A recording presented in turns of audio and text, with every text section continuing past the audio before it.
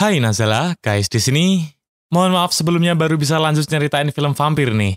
Soalnya kemarin-kemarin bahas boboho terus. Kali ini kita lanjut buat bahas film Mr. Vampir 4 nih ya. Nggak ada guru gao, nggak apa-apa lah. Guru gaunya besok lagi. Oke, tanpa banyak cincau langsung aja, let's go. Pada suatu hari, terlihat seorang biksu suci yang baru pulang ke rumahnya bersama dengan murid barunya yang bernama Cing Cing.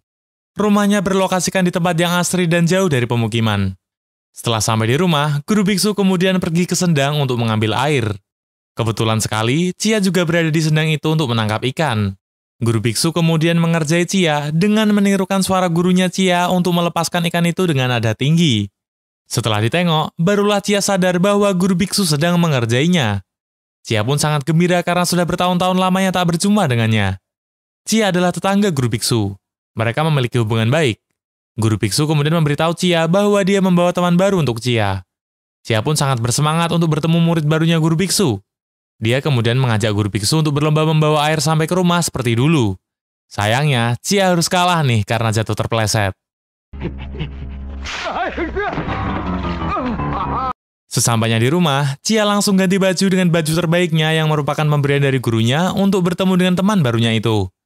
Karena dia nggak tahu kalau muridnya guru biksu itu cewek, dia malah menyambutnya dengan cara memeluknya dari belakang kayak gini.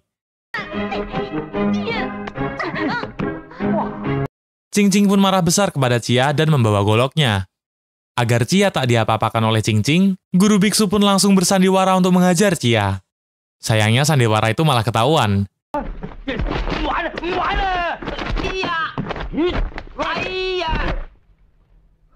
Cing Cing kemudian meminta guru biksu untuk memotong bagian kecil dari tubuhnya Cia. Cewek manis-manis gini kejam juga ya ternyata. Karena guru biksu tidak bisa melakukannya, Cing Cing pun menyiram mereka berdua dengan air. Sebagai hukumannya, Cia harus mengepel rumahnya guru biksu. Hari berganti malam. Kini terlihat gurunya Cia yaitu guru mata empat yang sedang menggiring vampir-vampirnya untuk pulang. Hal yang kocak pun terjadi di sini. Mulai dari tergelincir batu karena dia membawa vampirnya sambil bermain engklek. Vampirnya nyangkut saat melewati pohon bambu yang menghalangi jalan.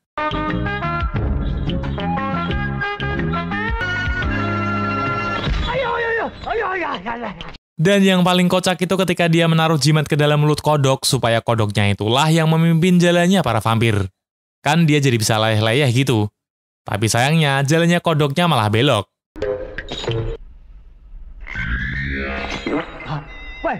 Ketika guru mata empat mau nyari tuh kodok, kodoknya ternyata ada banyak banget sekarang. Kacau deh pokoknya.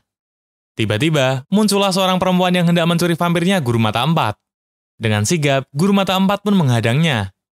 Karena perempuan itu kewalahan, dia pun menggunakan muslihatnya untuk menggoda guru mata empat. Guru mata empat pun termakan rayuannya dan memeluk wanita itu karena ingin gitulah. Seketika itu, perempuan itu berubah menjadi siluman rubah yang merupakan wujud aslinya untuk membunuh guru mata empat. Tapi nggak semudah itu Ferguso. Si guru mata empat ternyata tadi cuma pura-pura kena rayuan. Sekarang dia udah pakai kacamata Atta Halilintar untuk menembakkan laser asyap penumpas iblis.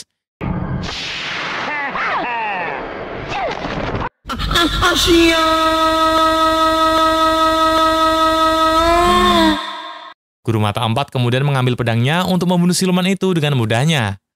Anjay, posenya sok yes banget nih. Wah, santai. Di keesokan harinya, guru mata empat pun sudah sampai di rumah. Dia memanggil Cia untuk membantunya memarkir vampirnya. Tapi Cia malah masih molor tuh.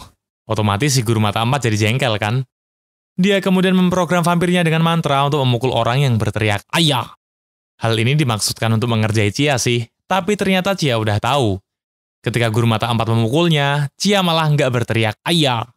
Karena si guru mata empat nggak sengaja ngomong "ayah", dia malah digebukin vampirnya sampai bengep. Melihat gurunya yang sudah kesakitan, Cia pun langsung menarik perhatian vampir-vampir itu dengan berteriak "ayah" sambil berjalan untuk memarkirkan vampir-vampir itu ke kamar mayat. Dia kemudian menetralkan vampir-vampir itu dan meletakkannya di tempat yang sesuai. Ketika sedang mengangkat vampir-vampir itu, dia malah menggerutu yang enggak-enggak tentang gurunya. Hal itu otomatis didengerin sama guru mata 4 yang udah dari tadi masuk ke kamar mayat kan? Rasain tuh. Guru biksu ingin bersilaturahmi ke guru mata 4 karena sudah lama tak bertemu. Tapi guru mata 4 nggak mau ketemu tuh. Dia lebih memilih untuk pura-pura masuk kamar dan pura-pura sakit. Hubungan mereka berdua emang kurang begitu harmonis sih. Makanya guru mata 4 kayak gitu. Kemudian Chia mengajak guru biksu dan Cing-Cing untuk sarapan bersama. Karena guru mata 4 mendengar kata sarapan, dia pun langsung keluar dari kamarnya untuk ikut sarapan juga. Sementara Chia dan Cing-Cing sedang menyiapkan makanan, guru mata 4 pun mengajak guru biksu untuk minum teh. Bukannya mereka berdua minum dengan baik, tapi mereka malah berantem gak jelas kayak bocil nih. Pakai dorong-dorongan meja sampai mejanya rusak pula.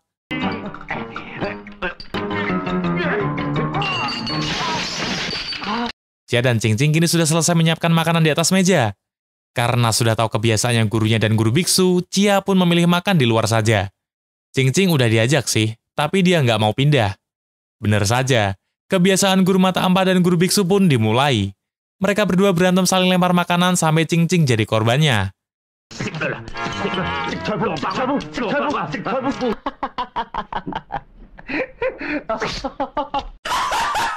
What the fuck? Perkelahian itu pun dimenangkan oleh guru mata 4 dengan trik liciknya. Di keesokan harinya, terlihat guru biksu dan Cing-Cing yang ingin pergi ke hutan. Chia yang melihat hal itu pun ingin mengawal mereka berdua agar perjalanan mereka aman dari binatang buas. Sebenarnya sih, si Chia pengen modus nih. Dia pengen minta maaf kepada Cing-Cing atas kesalahannya kemarin dengan memberinya lukisan tangannya sendiri. Hari berganti malam. Mereka berempat sedang sibuk dengan aktivitasnya masing-masing. Guru mata 4 sedang membuat perlengkapan Taoisme, sedangkan guru biksu sedang melakukan ritual. Melihat Cing-Cing yang sedang sibuk membuat boneka, Chia pun melemparkan padanya sebuah telepon benang supaya dia bisa berkomunikasi dengan Cing-Cing. Ketika dia sedang berkomunikasi dengan Cing-Cing, guru mata 4 pun memergokinya. Guru mata 4 kemudian menarik telepon benang itu, tapi teleponnya malah mengenai kepalanya sendiri tuh. Oh, sakit, goblok! Kini guru mata 4 ingin tidur lebih awal. Kalau dia nggak tidur sekarang, maka tidurnya akan kurang. Soalnya besok subuh, pasti guru biksu akan melakukan ritual ketok magic lagi. Ternyata benar, guru biksu melakukan ritual ketok magicnya. Hal itu sangat mengganggu guru mata 4. Padahal dia udah pakai penutup kuping berlapis-lapis kayak gini. Dia pun sudah kehabisan kesabaran dan ingin membeli rumahnya guru biksu dengan emasnya yang sangat banyak. Tapi guru biksu nggak mau dan tetap bersikap halus kepadanya. Dia mencoba menenangkan guru mata 4 yang sedang marah-marah. Ketika melihat boneka buatan Cing-Cing semalam, terbesitlah di benaknya guru mata 4 untuk mengerjai guru biksu. Dia tiba-tiba bersikap sangat baik dan meminta boneka itu sekaligus cap jempolnya guru biksu. Sesampainya di rumah, dia langsung melakukan ritual untuk mengerjai guru biksu. Seketika itu, guru biksu pun tak bisa mengendalikan dirinya.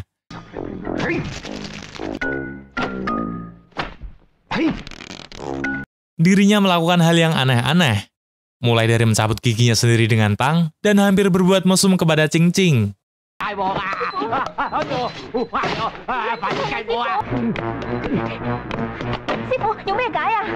Cing-Cing yang mengetahui hal itu pun langsung mencoba untuk menyembuhkan gurunya. Setelah susah payah, guru biksu pun terlepas dari pengaruhnya guru mata 4. Guru biksu pun curiga kepada guru mata 4. Mungkin santet yang tadi adalah kerjaan dia. Dia kemudian mengintip lewat jendela rumah untuk mencari tahu. Ternyata memang benar bahwa guru mata 4 lah pelakunya. Dia kemudian melabrak guru mata 4 untuk mengakui kesalahannya, tapi guru mata 4 malah berbelit-belit.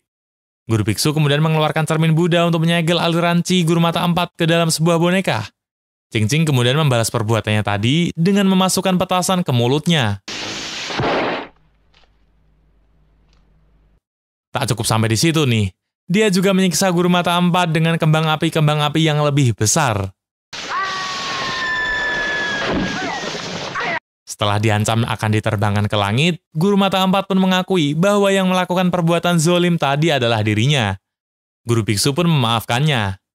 Dia juga menyuruhnya untuk meminum sebaskom minyak goreng agar terlepas dari jurus cermin Buddha.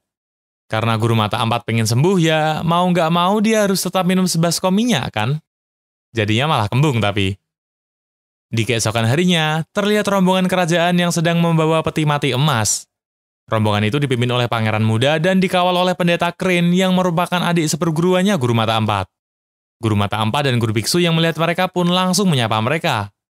Dengan hanya melihat tali tambang yang dilumuri tinta hitam untuk digunakan mengikat peti mati itu, Guru Mata Empat pun langsung tahu bahwa peti mati itu berisikan vampir. Guru Mata Empat sebenarnya menyarankan mereka untuk mengkremasikan vampir itu saja. Namun hal itu tak bisa dilakukan karena vampir itu merupakan mayat dari keluarga kerajaan. Jadi mau nggak mau peti itu harus dibawa ke istana. Pendeta Crane juga meminta beras ketan kepada Guru Mata Empat karena persediaan yang mereka bawa tinggal sedikit. Setelah pendeta Crane mendapatkan beras ketannya, rombongan itu pun melanjutkan pekerjaannya. Beberapa saat setelah mereka lewat, terdengar suara petir yang menandakan bahwa hari akan segera hujan.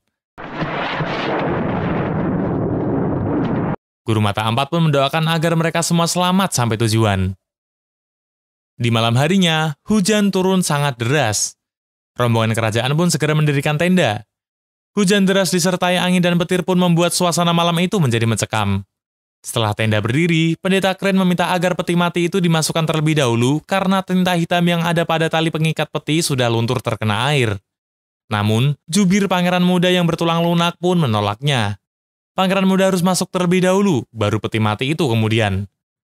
Pangeran muda sudah masuk ke tenda. Kini gantian peti mati itu. Medan tanah yang sudah menjadi lumpur karena hujan membuat para pengawal kesulitan untuk mendorong peti itu. Tiba-tiba, hujan berhenti. Seketika itu, petir menyambar peti mati itu. Anak buah kerajaan yang mendorong peti itu pun meninggoy tersengat listrik. Vampir yang berada di dalam peti mati pun hendak keluar. Dengan sigap, pendeta Crane dan para muridnya pun menghalau vampir itu agar tak keluar dari peti. Namun, mereka semua kewalahan. Vampir itu pun bangkit. Mereka kembali berdiri dan ingin menghajar vampir itu. Namun usaha mereka sia-sia saja. Mereka semua tergigit dan tertusuk kuku vampir.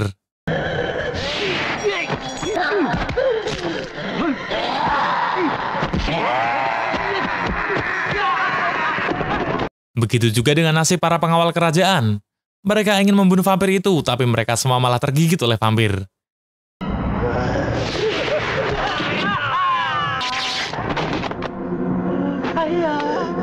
Kini tinggal pangeran muda dan jubir tulang lunak yang tersisa. Pangeran muda pun mengeluarkan pedangnya dan mencoba untuk menusuk vampir tersebut. Usahanya tak membuahkan hasil. Justru malah dia yang tertusuk kuku vampir. Jubir tulang lunak ingin menyelamatkannya. Dia berhasil menyelamatkan pangeran muda, namun dirinya juga tertusuk kuku vampir. Kemudian, vampir itu ingin memangsa jubir tulang lunak. Untungnya, pendeta Crane muncul lagi dan menghalau vampir itu dengan menempelkan beras ketan ke matanya. Sayangnya, perlawanannya itu tak bertahan lama. Dia juga dimangsa oleh vampir itu. Jubir tulang lunak pun memanfaatkan momen itu untuk menyelamatkan diri. Jubir tulang lunak berlari menuju ke rumahnya Guru Biksu dan Guru Mata Empat. Dia berteriak untuk meminta tolong. Guru Biksu dan Cing-Cing yang mendengarkan teriakan itu pun langsung membawa mereka masuk ke dalam rumah. Tak lama kemudian, Guru Mata Empat juga datang. Jubir tulang lunak pun menceritakan apa yang telah terjadi. Kedua guru itu kemudian segera berangkat ke lokasi kejadian dan menyuruh masing-masing muridnya untuk mengobati pangeran muda yang terluka dan melindunginya. Guru Mata Empat juga memberikan pedang kayunya kepada Cia untuk berjaga-jaga. Sesampainya di lokasi kejadian, Guru Biksu dan Guru Mata Empat mendapati semua orang sudah meninggoy, kecuali pendeta Crane. Dia masih hidup, namun dia sudah menjadi manusia setengah vampir. Dia membunuh semua muridnya sendiri agar mereka tak menjadi vampir. Dia juga meminta kepada Guru Mata Empat untuk dibunuh saja. Karena Guru Mata Empat nggak tega, maka dia pun bunuh diri sendiri. Guru Biksu dan Guru Mata Empat kemudian memberikan penghormatan terakhir untuknya. Karena Guru Mata Empat nggak mau gerakannya sama kayak Guru Biksu, dia pun menambah-nambahi gerakan guling-guling yang konyol kayak gini. Guru Biksu pun menanyakan kepadanya kenapa dia harus berguling-guling sampai keluar tenda. Padahal penghormatan untuk orang meninggal kan nggak seperti itu. Guru Mata Empat malah menjawab, dia cuma pengen ngambil jimat kok. Memang kebanyakan alibi nih orang. Di sisi lain, Cing-Cing dan Cia terlihat sedang merawat pangeran muda. Karena Cing-Cing begitu lembut dan perhatian saat merawat pangeran muda, jadinya Cia malah pura-pura sakit untuk mengambil kesempatan biar dipegang-pegang sama Cing-Cing. Dia juga berpura-pura sesak nafas agar Cing-Cing memberinya nafas buatan. Bukannya ciuman Cing-Cing yang ia dapatkan, tapi malah ciumannya si jubir tulang lunak tuh.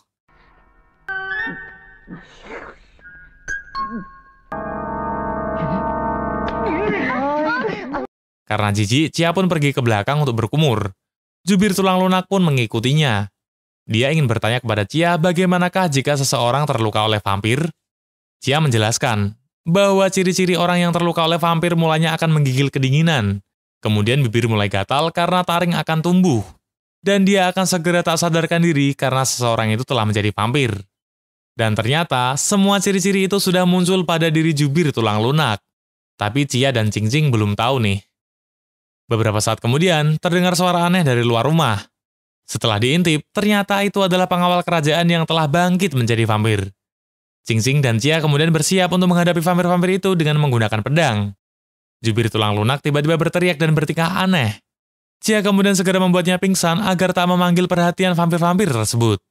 Mereka berdua belum tahu nih kalau si jubir tulang lunak sebenarnya sudah menjadi vampir. Mereka berdua tetap bersembunyi dan tidak membuat suatu suara. Soalnya mereka lebih memilih untuk menghindari pertarungan dengan vampir-vampir itu. Namun, apa boleh dikata, mereka mau tak mau harus tetap bertarung dengan vampir itu soalnya vampir-vampir itu udah mempergoki mereka. Keributan pun terjadi. Tapi ributnya agak konyol nih. Pedang yang mereka pegang ternyata tak mampu melukai vampir itu. Sekalinya mampu, malah jadi esek-esek-esek, esek-esek-esek, kayak gitu.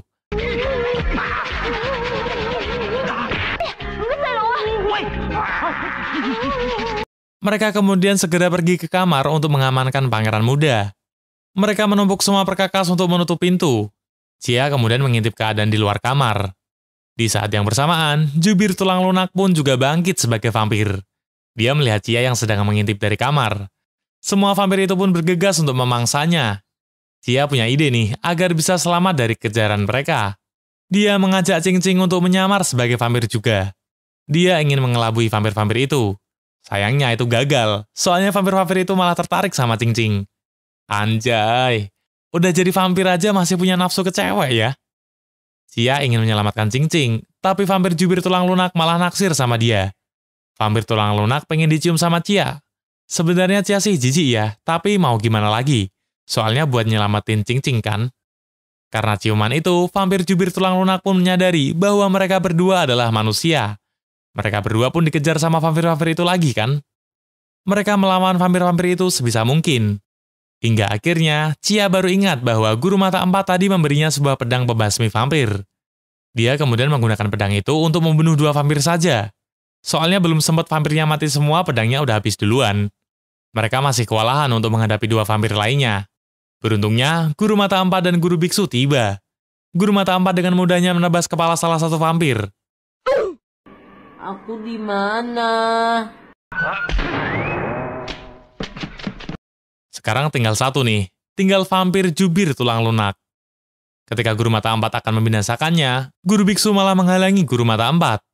Dia nggak ingin membunuh orang-orang yang sudah menjadi vampir. Soalnya kalau ajaran Buddha kan tidak mengajarkan untuk membunuh. Tapi pada akhirnya, vampir tulang lunak harus mati karena tertusuk sendiri oleh pedangnya Guru Mata Empat. Guru Mata Empat pun menjelaskan, membunuh orang yang terkena racun vampir sama saja membantunya lepas dari belenggu vampir indukannya. Guru Biksu pun kurang menerima hal itu. Kini jubir tulang lunak telah lepas dari belenggu vampir jahat. Dia kemudian mengucapkan pesan-pesan terakhirnya kepada Cia secara romantis. Anjayani, ini si tulang lunak ternyata pecinta batang beneran ya. Beberapa saat kemudian, pangeran muda keluar dari kamar dengan sempoyongan. Guru Mata Empat ingin memastikan keadaannya apakah dia akan menjadi vampir juga atau tidak. Dengan nada tinggi, Guru Biksu kemudian mengusir Guru Mata Empat untuk pergi dari rumahnya. Kini Cia harus berendam dengan air beras ketan di dalam gentong karena dia telah terluka saat bertarung dengan vampir. Supaya racun vampir itu cepat keluar dari tubuhnya, Guru Mata Empat pun memasukkan ular ke dalam gentong tersebut. Awalnya Cia takut sih, tapi mau gimana lagi kan? Daripada dia harus jadi vampir. Di saat yang bersamaan, Guru Biksu juga mengkremasikan mayat-mayat vampir yang tadi sesuai ajaran Buddha. Di sisi lain, Cing sedang menjaga pangeran muda sendirian di kamar. Tanpa disadarinya, pohon bambu yang berada di belakang jendela pun bergerak sendiri. Vampir jahat pun muncul. Cing berteriak minta tolong. Guru Biksu yang mendengar hal itu pun langsung bergegas untuk menolongnya. Biksu suci kewalahan menghadapi vampir itu. Guru Mata Empat kemudian juga datang untuk membantu mereka dengan pedangnya. Naas, pedangnya itu ternyata malah patah. Guru Mata Empat menggunakan kertas mantra untuk menghentikan vampir itu. Mau berapapun kertas yang ditempelkan ke jidat vampir, ternyata itu nggak ngefek sama sekali. Mereka berdua bekerja sama untuk menghadapi vampir itu. Guru biksu menghantamkan tasbihnya ke badan vampir hingga tasbihnya hancur. Guru biksu kemudian memasukkan biji tasbihnya ke dalam matanya vampir tersebut agar vampir tersebut tak dapat melihat. Karena sudah seperti itu, vampir itu pun kabur dengan menjebol tembok rumah dan ngumpet di bawah rumah panggung Guru Mata Empat. Karena senjata mereka berdua sudah ludes, maka mereka memilih untuk kembali ke rumah dan mengambil senjata. Guru Mata Empat memberikan pedangnya kepada Guru Biksu. Guru Biksu pun merasa tersanjung dengan kebaikannya Guru Mata Empat. Udah sempat tersanjung kayak gitu, ternyata Guru Biksu dibuat jengkel lagi tuh. Pasalnya pedang yang dikasihkan ke Guru Biksu itu cuma pedang kecil, sedangkan Guru Mata Empat mengambil pedang yang gede banget noh.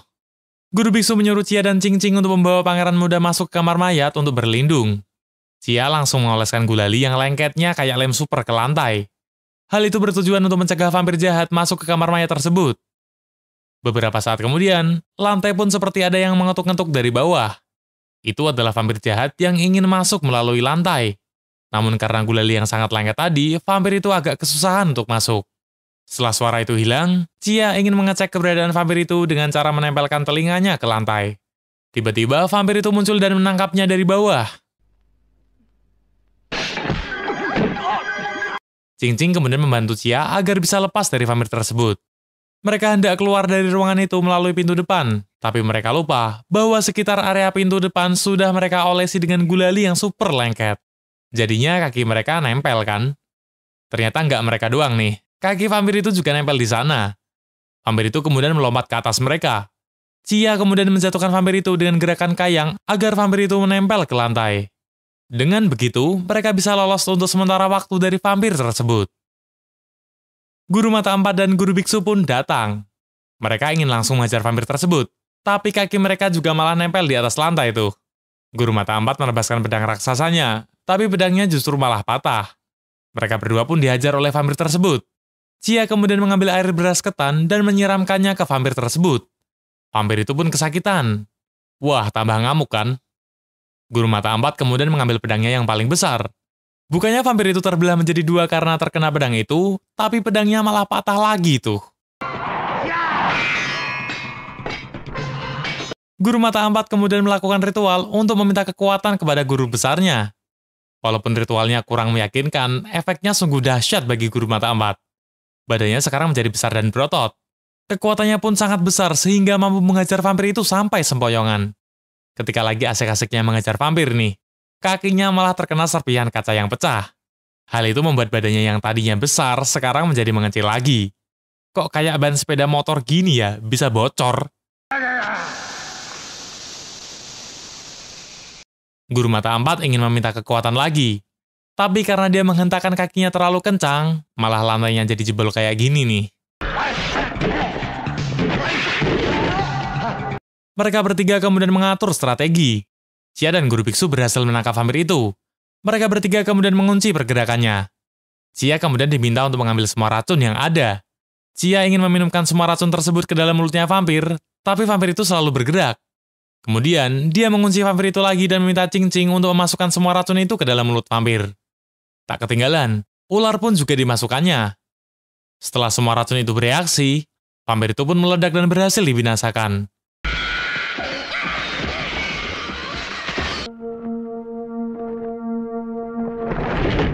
Mereka pun menyaksikan musnahnya vampir itu.